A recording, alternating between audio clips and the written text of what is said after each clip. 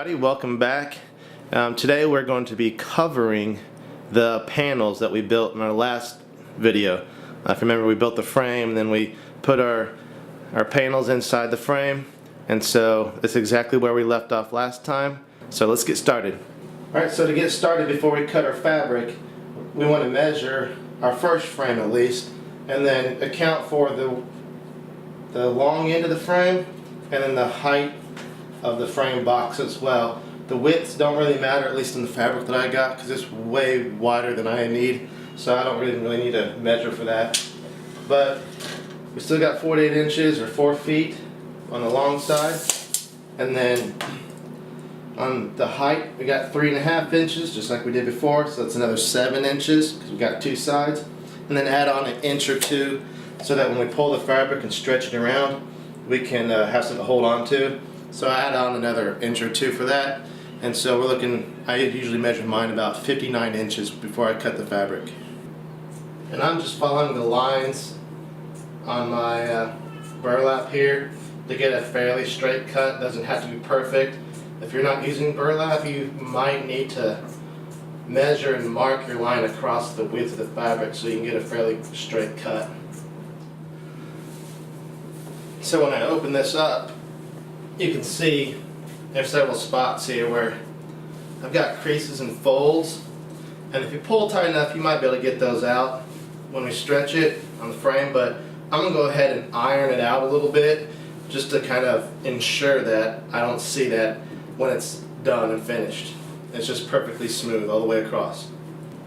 Alright, now so as you can see, we've got our creases and our folds pretty much ironed out, and that'll make it better when we start stapling. So we're going to lay our frame down, get it centered up, and start pulling and stapling the fabric around the edges. Now when I get this centered up, I like to first of all make sure I got enough around the pull on the tops and bottoms all the way around, just like that. And then also, because I'm using burlap and I have this kind of grain in the fabric here, try to get it fairly squared up as well, so it's not all crooked when it's all done, so it looks fairly straight.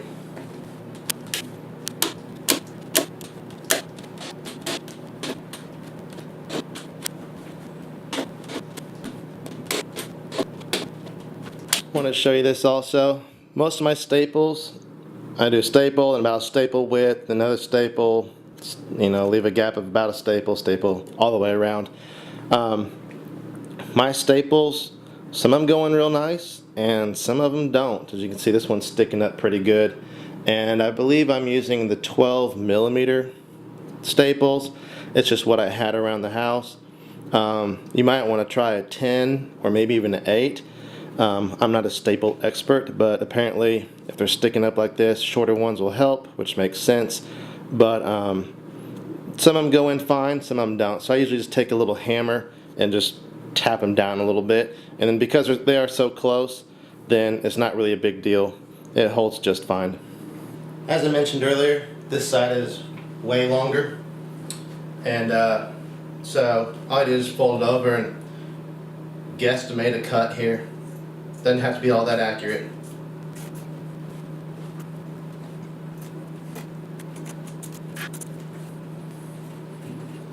There we go. That was probably the ugliest cut in the world there. But I started to drift away. One thing to keep in mind is when you get down to the corners, you don't want to have too much excess, because when you go to wrap the corners, it'll make it more difficult. So you want to have the least amount as possible, but still comfortably wrap around at the top here. And then when we did the first side, I didn't pull it tight because there's nothing to pull against. But on this side, I start in the middle, I pull it fairly tight, and then we just start stapling, always pulling tight as we go. That way we get it as taut against the frame and the panel as possible.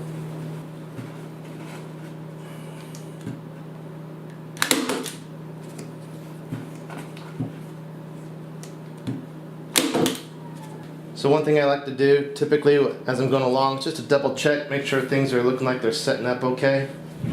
And we got some of these vertical lines, and that's okay, but all the horizontal ones are pretty much pulled out, and these vertical ones will tighten up once we do the short ends here. So looks like we're good to go.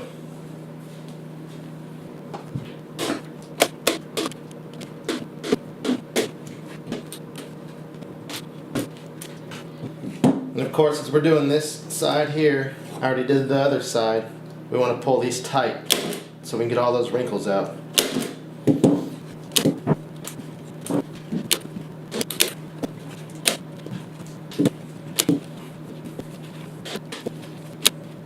And again, I lift it up again to see, make sure we got those wrinkles that we had last time. Those are all gone right there. We still got a few along the edge of the frame, and that's fine. That'll pull out. Those should pretty much pull out when we do our corners. So one thing that's a design flaw or design feature, depending on how you look at it, I have these brackets here, and a staple stop here, which I actually want to kind of stop before I get all the way to the corner anyways, because that'll allow me to tuck this. And so I pull the long side around, tuck it underneath the short side there, and then pull it like that, and then you have a straight corner against there. That's of course obviously very loose. The problem is when you go to staple it, I have to staple it on the bottom and on the inside. I can't staple it here on top because I'm on metal, but because I'm using burlap, if I had these on the front side, that would show through because my burlap's pretty thin. So I just work around it. It's not a big deal. Alright, every corner I've found so far is a little different. Just depends on how much fabric you have here or whatever. This one is being a little finicky, so I'm going to cheat it a little bit. And I'm going to go ahead and put a couple staples to get this side really tight. Like that. And now, of course, tucking this under and pulling it up.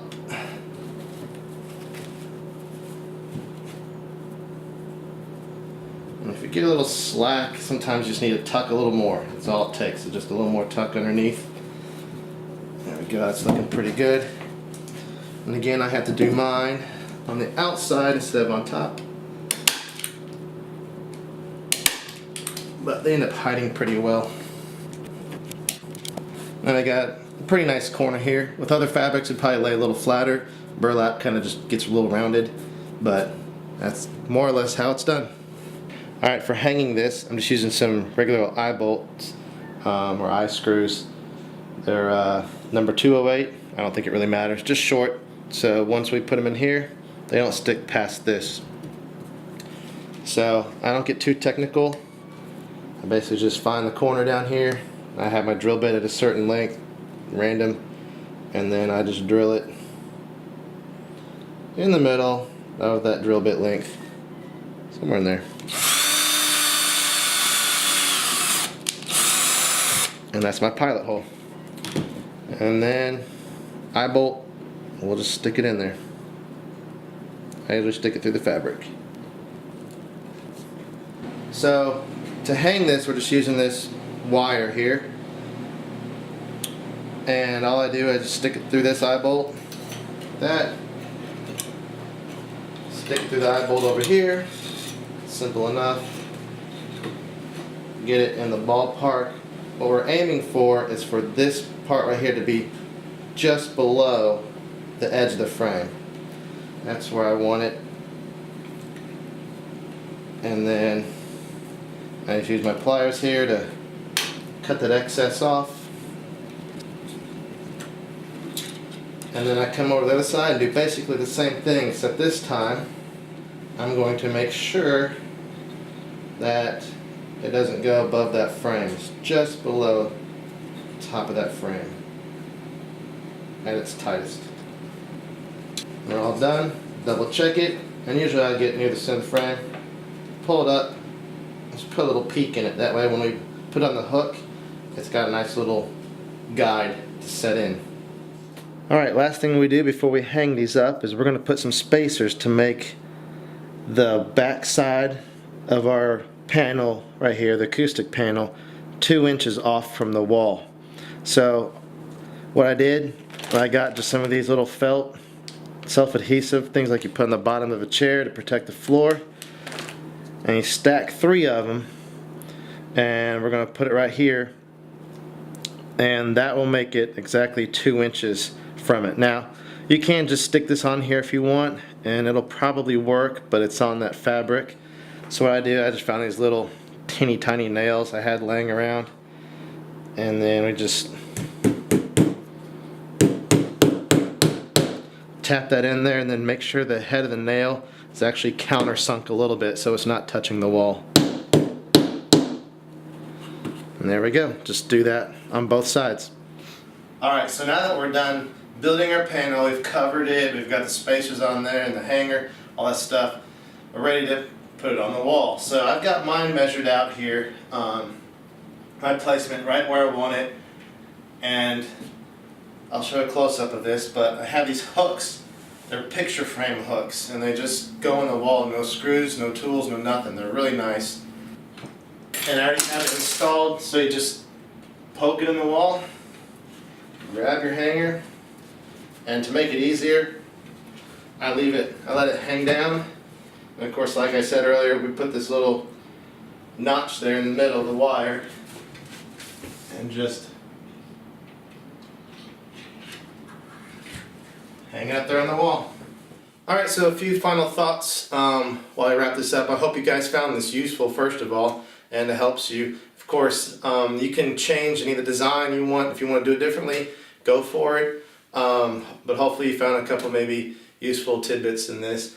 Also, you see I used the burlap fabric. It actually ended up being a little thinner than what I thought it was going to be. And so the cotton panel comes through. It's kind of a dark blue-gray.